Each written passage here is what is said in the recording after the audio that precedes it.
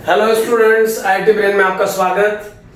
आज हम फिजिक्स में आई रोडो के प्रॉब्लम 3.12 पर डिस्कस करेंगे। इस क्वेश्चन के एक पार्ट पे हम डिस्कस कर चुके हैं। आज हम इसके पार्ट 2 पे डिस्कस करेंगे, जो पार्ट 1 का सब पार्ट है। तो पहले आप क्वेश्चन सुने। A thin non-conducting ring of radius r has a linear charge density lambda equal to lambda naught cos phi, where lambda naught is a constant and phi is azimuthal angle.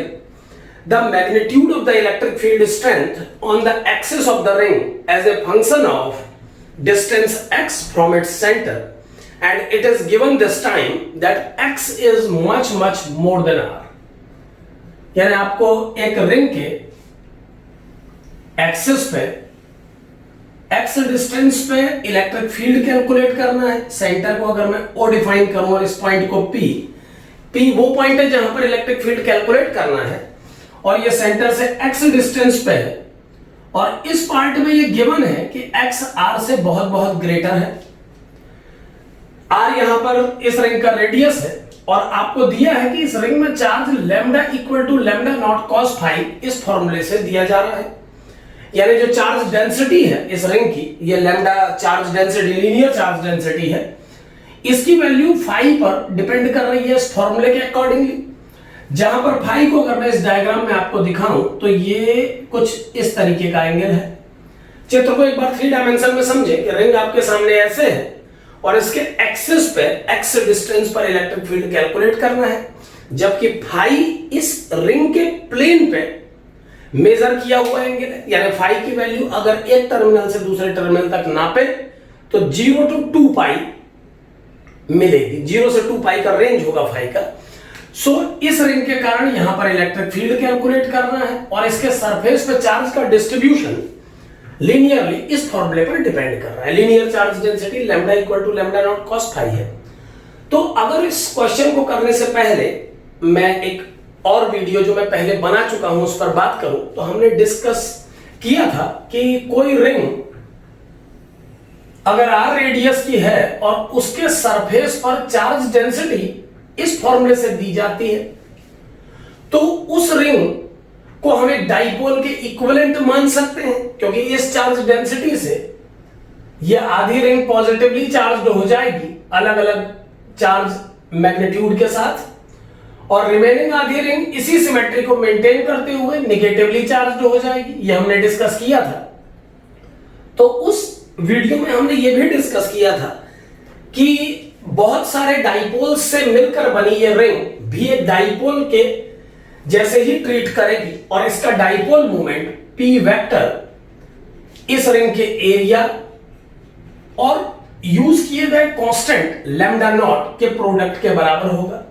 और इसका direction जैसा इस diagram में दिख रहा है, minus two plus, finally इसका इस चित्र के हिसाब से जो डायरेक्शन होगा वो आई कैप होगा। सो अगर मैं इस रिंग को एक डाइपोल मानूं जिसका डाइपोल मोमेंट इतना है, तो जैसा कि हम जानते हैं कि एक डाइपोल अपने इक्वेटोरियल पोजीशन पर, अगर ये रिंग एक डाइपोल बन जाती है, तो ये डाइपोल, अगर मैं 3D में आपसे बात करूं ये मानते हुए कि रिंग के प्लेन को मैं वाईजेड प्लेन अगर कंसीडर करूं, तो रिंग का प्लेन अगर वाईजेड प्लेन है और एंगल को मैंने वाई एक्सिस से मेजर किया है। यहां पर ध्यान दें, ये फाई एंगल को और क्लियरली शो करने के लिए मैं यहां पर एक वाई एक्सिस और जेड एक्सिस शो कर रहा हूं।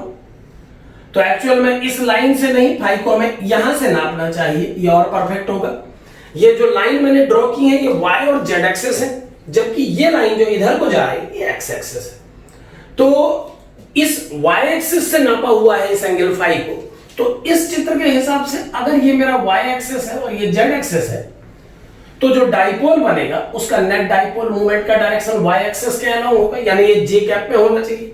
तो प्रेजेंट प्रॉब्लम में ये जे कैप में होना चाहिए। अगर मैं इस डायग्राम को इसके इक्विवेलेंट बनाने की कोशिश करूं और ये वही रिंग हो, तो मुझे आई को बदल के जे करना होगा और इस डायरेक्शन को मैं के मानूंगा। अब ये दोनों चित्र करस्पॉन्डिंग हैं, क्योंकि ये वाई एक्सिस अब ये है और ये जेड एक्सिस ये है। यहां पर के कैप को जेड एक्सिस का यूनिट वेक्टर माना जा रहा है और जे कैप को वाई एक्सिस का यूनिट वेक्टर माना जा रहा है। सो इस डाइपोल मोमेंट को इस प्रॉब्लम के अकॉर्डिंगली मैं जे गैप में कन्वर्ट कर रहा हूं।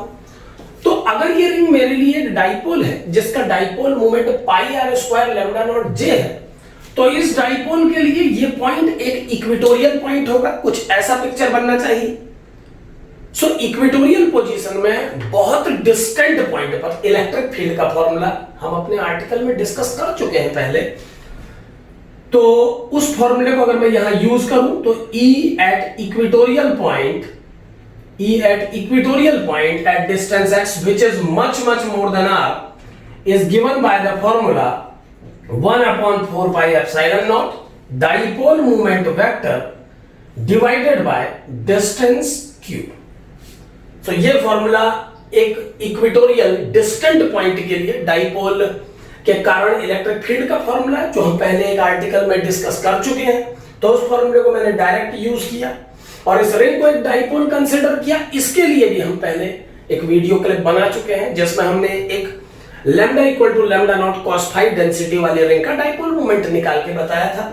सो E at equatorial point is equal to 1/4 pi epsilon naught p vector upon x cube। एक बात यहां और ध्यान दें, इक्वेटोरियल पोजीशन पर इलेक्ट्रिक फील्ड का डायरेक्शन डाइपोल मोमेंट के डायरेक्शन के अपोजिट होता है।